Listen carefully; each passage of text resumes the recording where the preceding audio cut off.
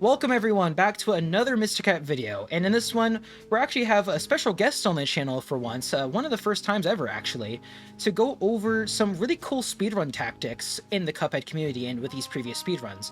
Here we have !YouTube. He has a lot of speedrunning knowledge under his belt, but I'm gonna let him introduce himself.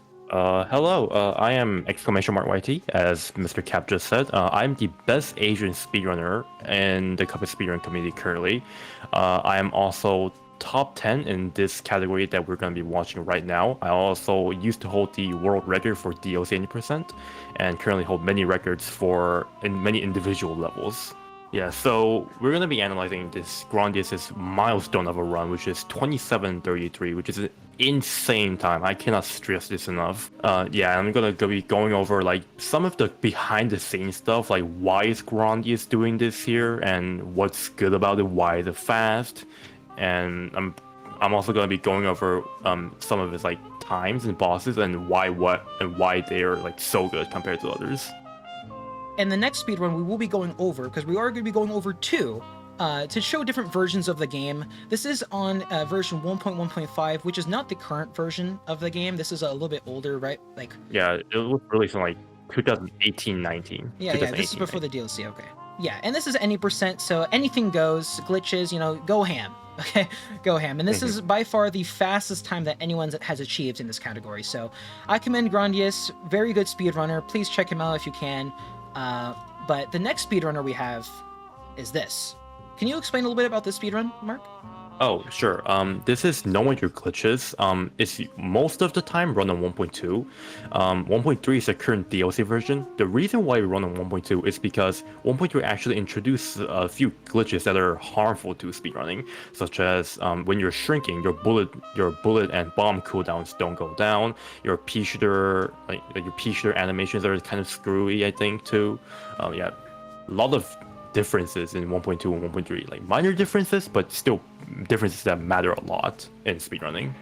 You know, I didn't think those differences would matter so much, but I mean, considering that it's not even posted the version, it's like, yeah, this is the version we speedrun on. We don't go on the other version. Yeah. And as that really is, just like those really small things. Is there anything major that is prevented when it comes to the speedrun tactics? Nothing too major. However, there's like there's like a 0.2 second time loss right off the bat if you play on 1.3. Wow. Which is you have to tap one more button to get to equip lobber, and they actually lose like 0.2. I mean, if you can save anytime you can save is better than nothing. Right? Yeah. We will be going over this first speedrun with Grandius, and he's actually friends with Grandius, right? Yeah, I'm on Discord and kind of close friends. We ask each other questions and stuff like that. Awesome. And if you are a little bit observant, you might see exclamation mark actually in have a cameo in this speedrun, so you know that he's into this, man. He's into this. Mark is definitely the guy you can go to for speedrunning tactics. So I'll be leaving his all the stuff in the description. Please check it out. Without further ado, let's get into the speedrun. Do you have anything else to add before we get into it? No, let's just get into it. Okay, right off the bat, I actually have something to explain. Okay. Go ahead. Grandius actually closes his game every single time his run dies to reset his run. The reason why is because it actually prevents a memory leak from happening in the game, because it's a Unity game, and that memory leak causes lag, which will and specifically on Dr. Kahl's robot, his gems, his parry gems actually have a set pattern to them, but the memory leak actually kind of randomizes them. Grandius here actually has all the parry patterns memorized, but making the parry patterns randomized will maybe there will be a parry in an unexpected place. Maybe he'll get hit by what it was supposed to be a parry. It causes a lot of issues in the run. That's why he closes his game over every time. Wow. So whenever you first launch the game, the pattern for the gems will always be the same no matter what? Yes. Oh, that is very interesting. See, I would have never known that. Like, I didn't think there would be any memory leaking issues. I thought there was a pattern, but I thought it was just like switching between patterns. It's just like, no, first time you open the game, always going to be that no matter what. That is insane. That is wow. There's also an added bonus to restarting your game. It Oh, actually, when you're skipping the cutscene, it rewards you with better cutscene skip times, like by point 1, point 2. wow. I didn't know that. Closing, you heard it here, folks. Close your game every single time you die. You'll get better. You'll get better times. Trust me. It'll feel better. It'll feel better. As an added bonus, I also sometimes delete my registry for Cuphead, just so it Oh starts out wow. fresh. It actually does help with Unity games, I've learned. I mean, if you're taking speedrunning like this, like I honestly, I get it. I get it. It just seems like it'd be so tedious, right? It is, but for the time, we'll do anything. I mean, hey, whatever it takes, right? Does it Mhm. matter if do they typically like do they have a choice between Cuphead and Mugman at all? In 1.1, there's not the Oh, choice between Cuphead and Mummy were added in 1.2. ah, Also, okay. those those two little dashes there both save point 3 each. Huh. Yeah, by talking to Mac the Apple, you get 3 coins, Yeah, you and get by 3 going coins. to Follies, you get extra 5, which builds you up to 8, which will be able to get Lobber and Spread of the very core weapons of this run. Yeah, I've noticed that those are the core weapons. Why are those the core weapons exactly? Oh, because Spread is just the maximum DPS you can get with the amount of coins we have. Um, like it's also the most damaging weapon in the game, as you guys might know. And Lobber is more of a utility weapon where you can set up traps, you can keep up good damage when running away from a boss, and Hmm. stuff like that. Also, he's going for a ledge clip here, which Yeah, is a frame perfect trick. yeah. So let's go back because I knew this was coming up. So let's go back a bit. So thanks for answering that question, but there is a very important glitch going to happen right here. So he does this weird ledge clip. Can you explain a little bit more about that? Oh, in there's a specific pixel, I think, in that ledge where you can like if you dash, your hitbox gets smaller, right? Only if you dash you can get through that pixel. In this version specifically, and in a version lower than this, uh, if you try and clip through that, it pushes you towards the right, as you see right here. Wow. But in more recent patches, it actually pushes to the left, making this trick completely useless. So only usable in Legacy and this versions. And that, man, it's crazy how much the versions matter for these. Yeah. Also, I want to explain something about the parry coin earlier. So he actually takes a damage boost to just pick up the coin instead of taking the parry. Can anyone guess why? Well, I can't guess why, honestly. I actually can't. You know how there's a scoreboard at the end of every level? Ah, yes, yes. Every time you take a parry, first of all, it's parry lag. About 1/6 of a second is loses your time. However, if you don't take any parries at all, a scoreboard will just skip over the parry section because there's 0 out of 3, and that saves in 84 frames or something like that. In the speedrunning world, that is a lot of saving time. Just like constantly being Almost a able to full skip. second. Yeah, Yeah. being able to save almost a full second just by not getting a requirement is absolutely insane. And if taking a damage means that requirement goes faster, then so be it. But I imagine you have to be really good to have that confidence to be like, yeah, I'm just gonna take a damage here, no big deal. Yeah. I'm gonna be, stuck on life if I mess up at all. That's why these speedruns are so precise. Yeah. It's also worth mentioning. Hmm. It's also worth mentioning that Grandies has to be on there's a global cycle in Follies. So if you do things exactly the same every time, some things are going to be there exactly the same same place every time. So Grandies actually has to like either slow down or go slightly faster if he wants to get this parryless coin grab. Yeah, stuff does matter, which is why actually I was gonna unpause here, but that's actually why when I was ranking my the run and gun tier list, I had actually mentioned that like this level is not hard, but the things that if you don't play at a certain pace, then things are going to get a lot more confusing because of that set pattern, right? Like the only reason he's able to get this is because he goes at this pace, correct? Like he's only really Yes. able to do this because he goes at this pace. If you don't go at this pace or you go super slow, then things are going to be so much different to what they usually are. This level is only really truly this easy if you go at this pace, in my opinion. Do you have a similar sentiment to that or no? You can technically go faster and not grab the parry coin and still get pretty good times, but grabbing the not grabbing the parry coin actually, as I said, saves around 80 frames. So it's definitely worth the time save if you like happen to be slightly slower. Because I mentioned like I put Forest Follies kind of higher than you might anticipate because I found Forest Follies to have actually some RNG as I call it. Oh, yeah, it definitely does Yeah, it actually. has RNG. It definitely has RNG, but like sometimes there isn't, sometimes it's there. But it's really more. I feel like it's more dependent on your pace than anything. If you're gonna go super slow, then it's gonna be a challenge because all these deadly daisies, the flower guys, are gonna stack up on top of you, right? That happens to Yeah. me. If you go too slow, they're all just gonna be bombarding you. But if you're going at like speedrunner pace, then like you can easy clap. Like seriously, it's actually not that hard at all if you go at like this kind of similar pace. But you have to be really good at the game, which is why I didn't put it as the easiest run and gun. So let's resume and keep this going on. What was already said, he's just kind of spamming dash here, doing actually more precise dashes than you might think. But he does this outdated glitch now. I mean, it works on 1.1.5, and he just keeps it going at 1 health and makes it to the end, man. And you can see here, you'll be able to see the time, this small time skip he gets here. No parries, does not to at all. That's like just barely a second worth of time saved, and you wouldn't think it would matter, but it does. Yeah, I'm pretty sure you also got the fast gray pop-up there as well. Saves like another half a second, I think. But yeah, it's a fast gray pop-up. If you tap a jump on a very specific frame, it just makes the gray pop-up faster. And we sometimes call it a half star skip. You might have seen what a star skip is when both stars pop up at the same time. So it saves 96 frames. I've done that before many times. I've done the double like where both the stars come up at the same time. Grade goes up immediately, and you kind of move on. Yeah. It's not that hard. You just gotta be precise with your input. It's not that big of a deal. Yeah, no one has quite yet found a consistent input for it, but we just smash. You just kind of do it and it happens. Yeah, I've been able to do it like not consistently, but I've done it myself. I somewhat intentionally, where like, okay, I press A now and then I get it. I'm like, oh, cool. Not consistent, but like not consistent in the normal sense. But I can definitely do it. I've definitely done it before. I always feel cool doing it. But yeah, you can just, if you get it right, you can just you can save like what, another second there, you would say? 96 frames from what I remember. Frames? Wow, that's close enough. Close enough. Hey, he just goes to the shop here because he needs to get his weapons immediately. But see what he does here. Alright, so if we go back a little, you can actually look at his controller display and see he presses A and B at the exact same frame. So yeah, he moves on to spread, buys it, and leaves the shop at the same time, and then buys Lobber on his way out. That's called the shop skip. Saves around 8 seconds. Honestly, way worth it. Like 8 seconds is crazy.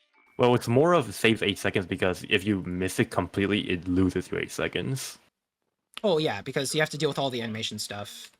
Yeah, quick thing he did there, he actually did a fast equip as well. When you spam Y before Porkrind even like tells you to do it. Just a quick equip there. Is it just that simple? That you just press equip as soon as you get, like, you just spam it? Do you just spam equip? Yeah, you just spam equip. That's all. I've wanted to do this, but I've always felt scared to. I don't know why. It just feels like daunting and just like, okay, immediately equip your weapons. Let's see that one more time. Like just immediately equipping your weapons. Boom, boom. Doing that blind. You're essentially doing that not blind, but like intuitively. It's interesting. You have to have a really good sense to do that consistently, I feel. So what does he do here for this boss? Rupak is actually surprisingly a very complicated boss. You might not think that, but everything he's doing here is intentional, and he's planned it out. If you go back to the potato, he actually travels backwards a little bit. Can we do that? Just that. He travels back and flicks a lobber shot back. The reason he does that is because the potato actually has assigned invincibility at the very start of the fight. Is that really all he does? He just goes back? Yeah, but you have to go back a specific amount. Like, right around there. And then he shoots 3 lobbers, and then after the 3rd lobber, he waits like a couple frames before starting to spread. And now he does this thing called a Calva swap. If you saw there, he let out a lobber EX and a lobber at the same time. That's essentially what a Calva swap does. It lets you shoot bullets and EXs at the same time. Wow, you can kind of see if you go back a little bit, you can kind of see both the effects. No, I don't know. Yeah, you can see the lobber popping out. I mean, you can see the lobber popping out. You can kind of see it, but I don't know if I'm seeing it or if I'm just making it up. Yeah. But what he does such a lobber trap. Yeah, we know about that. Mm-hmm. And then, could you explain why he kind of EXs like in the corner of the boss? Would you care to explain that? In 1.1.115 or 1.1, this version of the game, if a lobber EX hits the ground slightly next to a boss, it actually explodes twice and deals double damage for unity reasons. Like, it's literally a unity jank that causes it. But if you sandwich the lobber eggs in between the ground and the boss, so it hits the boss and the ground at the same time, it actually explodes 3 times and deals triple damage. Oh my god. Really? It's pixel perfect, but yeah, that's triple damage. And then you just, he just eliminates Ollie Bulb. That's pretty easy, pretty easy. Yeah. Also, he also does this thing called G swamps in here, which is like you might want to think about it as a DLC to Calva swamps. Wow. Nice, good bait. He just like that, he's done. Not Yeah. one like he didn't even get a full cycle on. He didn't even get to. Let's watch it again. Let's watch it again real quick. That went by so fast. I need to watch it. So he just sets up lobber. And he's just jumping. He's just spam jumping with spread, and then switching to lobber every now and then. Of course. Lobber EXs whenever a carrot is nearby to clear them out. Alright, now we're heading on to Ribby and Croaks. He has a chance to get like a... So Ribby can either start out with the punches attack or the flies attack. Let's see what he gets here. He gets the flies attack, which means he can go for a more advanced skip, in case he gets a very specific 50% RNG as well. There is a 50% chance that Ribby gives you the flies attack first, and there's another 50% chance to give you specifically 7 flies in that attack. Okay. And in that case, you can go for a very special kind of skip for the second phase. It doesn't look as cool as the super skip, which is Croaks crouching down while Ribby's also on the right side of the screen. Mm-hmm. However, it saves more time than any of the skips in Ribby. So we go over here, right? And he's just doing his typical job. Is there a reason why he's crouching here while shooting? Oh, that's taking advantage of a double hitbox collision right there. Ribby and Croaks both have hitboxes. He's not. So essentially, you're generating double cards at this rate. But how Ribby and Croaks works is only one of the frogs, the shorter frog, Ribby, only Ribby takes damage in the first phase. But you can still generate double cards, which is why we're hitting both hitboxes. And as soon as he goes to the second phase, the taller frog, Croaks, also starts taking damage. So if he knows he's in the second phase, he can use a lobber EX downwards, which will explode for double, as I explained earlier. But it will hit both Ribby and Croaks, which will deal quadruple damage. I mean, lobber is really good as it is, but when you have these kind of glitches and things in your game, I mean, it makes literally lobber like the best weapon, it seems, right? Or many speedrunners do consider it to be the best. Yes, it's very versatile. I mean, quadruple damage. I mean, come on. I mean, how can you argue with a lobber EX that already does what 28 damage on impact, and then quadrupling that? That's over 100 damage. That's almost 100 damage. 112, yes. It's over 100. So like, and that's pretty much like half a phase for some of these bosses. You know, some of these bosses only have like 250 health. You know, so like you're practically almost doing half their health in one hit. So it's pretty crazy to see that you're able to abuse this so well on Ribby and Croaks by simply just crouching to get the cards, but then also being able to use the EX later on to get even more damage than you would usually get. It's insane. But I also found it really interesting here that he's able to use the lobber EX to actually clear out the fireflies. I honestly did not know this. I honestly did not know that the AoE is so big. I didn't know the AoE is so big. Like, what the frick? I'm pretty sure the hitbox is slightly bigger than the hitbox is slightly bigger than the actual explosion. Wow. And did you just take the damage there just cuz, or like what was... If you stay in there, he's able to keep doing double damage to them. That's why he just stays there. Oh, okay. It's really weird to see that you just completely skip the second phase. Like, wow. Now on 1 HP, there's one pattern that is the bane of all speedruns, which is the Bull's pattern, which he didn't get. I imagine because he has so many close weapons, it's hard to... Yeah. Wow, that fast? I mean, I know, but wow. What? I want to see that all over. Let's see. Like, right now when he's dealing damage. How many seconds until he wins? Right now? Wow. Wow, and this is also dealing double damage here, these lobber shots, or no? Yes, they are.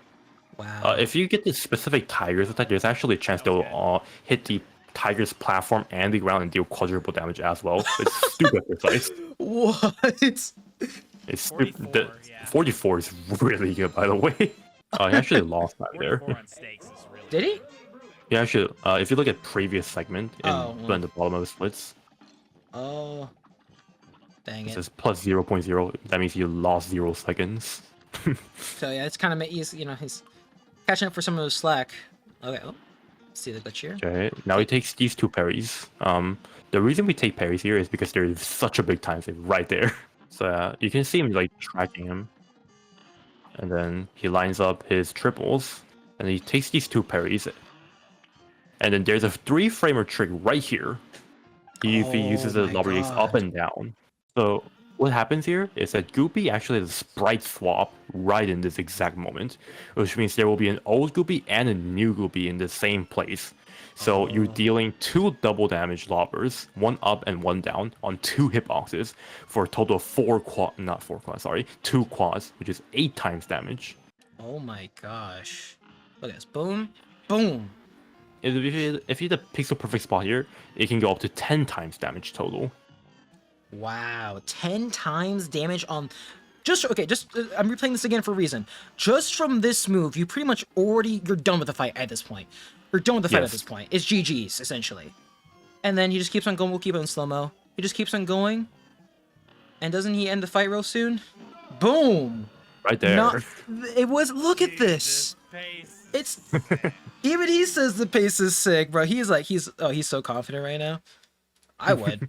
Any second counts, and saving any more than... Well, saving any group of seconds is always crazy. I mean, you can already see here, you see that he saved... Or he did minus 2.83 in total, 2.3 seconds off of that alone.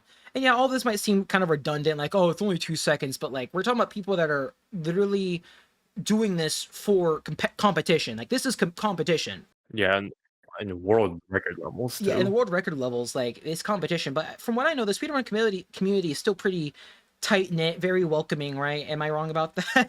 Am I wrong about that at all? Actually, the Cuphead speedrun community is probably the most welcoming speedrun community I've ever been in. Like, shout outs to all the people there, actually. Like, they're so, like, warm, and, like, they help you out a lot in case, like, they don't treat you as, like, dumb or stupid because you don't know something. They're always willing to help. Oh, there is a collective Cuphead speedrunner Discord. There's also a Spanish one and a Brazilian one. But yeah, there's an international one, Brazilian, and Spanish one, all available through... I can fetch the link. I'm not sure where they are, but yeah. Yeah, any relevant links will always be in the description, guys. So please check out the description if you're at all interested in anything we're talking about. Again, you'll also see exclamation marks, stuff in the description as well. Please check him out. I'm not sure how many glitches there are for Hilda Berg, though. I'm honestly not sure. I haven't done many, if at all. There used to be one very major glitch in Hilda, which saved quite a bit of time. However, it got patched out in this version, in this specific version. But, like, I find it very interesting that they take the damage here, and then the EX, and look how many hits you get here. I kind of want to slow-mo that real quick, and see how worth it is to do this. Each one of those you do is basically the equivalent to a super. Exactly. So you're getting 5 cards worth of damage with 1 card. Isn't there a set pattern to the Zeppelins? Like, like a bullet pattern? Oh yeah, the bullet patterns you can definitely predict if you, like, play a lot. The gist of what you need to know regardless is that there is a pattern, or like there is, like, you can know when something like a parry is going to come out for these phases. Pretty much every single phase has a moment where there's going to be a parry. Like, there will be a parry at that section. Whether you can get it or not is up to you or up to the game, kind of RNG dependent. Like, if you have a tornado after you, or if you get shot by one of the green zeppelins, you know, you might not be able to get the parry, but they will consistently arrive at certain parts of phases. So when she's bobbing up and down, she might already be in her final phase, technically, but as long as she's not doing her, like, weird transformation animation, she's still taking damage. However, as soon as she enters the animation, she stops taking damage completely, right up until there. That's when she starts taking damage. Wow. When she's fully transformed. So right here, is he dealing damage to her at all? He's not dealing damage. However, he is still attacking her just because it builds up more cards. Cards is, you know, important. Yes. So it's still worth the shoot, but just know that you won't be dealing damage until right about now. That was actually a pretty well-timed EX because if you get that EX, you're basically shooting her as soon as she appears. If you shoot an EX on a very specific spot at a very specific time, they'll just clip onto these UFOs for all these extra juicy damage clips. I'm looking at the value. Holy crap! He even saw the UFO clips. Like, that basic. How much damage increase do you think that did? Well, I don't know for sure because each clip is like 4 or 5 bullets, I think. So you just He basically got like 30 or something bullets right in there. 30 extra bullets. Wow. Alright, now on to Cagney. Cagney used to be a very simple boss. You get the siege attack and you just complain. However, now there's so many ways to deal with him and just to end him short. Let's see. I'm pretty sure he does get a good RNG this run. Let's see how he handles this. He does the cool lobber bounce. Whoa! First trick in the game. Yo! That's a lot harder than it looks, by the way. Look at this mad lad. Boom. Oh my god, freaking LeBron James over here. Jeez. He's doing this little, what I like to call spread sprinkles on him. Just get loading up some more damage here. Nothing too crazy. Just trying to maximize damage as much as possible. Okay, he actually got perfect RNG there. Yeah, that's some really good RNG because he got 2 of the face thing. I forget the move, what it's called for some reason. We just call it lunge. Yeah, just lunge, yeah. Now, Oh, that was such... He didn't get any seeds. Wow. Yeah. You should use another EX here, and then you're just gonna go in. Okay, not right now. Not right now. There we go. And each of those EXs, they do double to triple damage. Wow. Oh, he's hyped about this Cagney win. Oh. Yeah, because that on the Cagney Carnation split is a 650. That was community sum of best right there. Basically, the best anyone has ever achieved in the community. This is the best time anyone has ever achieved on Cagney. On Isle 1, yes, on in the entirety of Isle 1. Wow. So he got minus 9 seconds on, this split, but total, right? It's 4.1 or minus 4.1. He saved 4 seconds on Cagney, and total times they've accumulated. Total times they've accumulated is 9 seconds. Yeah.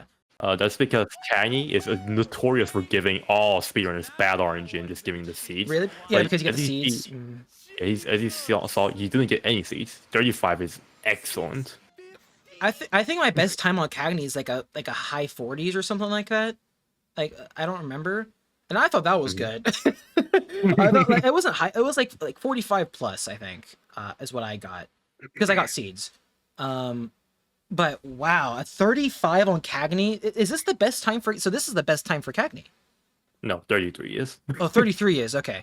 The fact also achieved by Grande is. Wow, the fact that this goes even lower is insane in and of itself. Like almost half a minute. I would love to see that. Got some effects in here. Okay. When someone redeemed the party time redeem in this chat. I mean, it does seem like party time. Yeah. So sadly, I do have to end the video there because this would be going on for way too long if I included all the footage in this one video. I hope this analysis of the speedrunner's tricks and tips sheds some light on how to make Cuphead a lot easier or more interesting for a lot of you out there. This was an analysis on just the first isle, so there will be follow-up videos going over the second and third isle of the speedrun. And then after, I'll be going over the next speedrun using no major glitches on basically the current patch. That might be a little bit more interesting for some of you guys, so make sure to subscribe to keep up with the channel. And since this video is already long enough, it's time to say, see you all in the next video.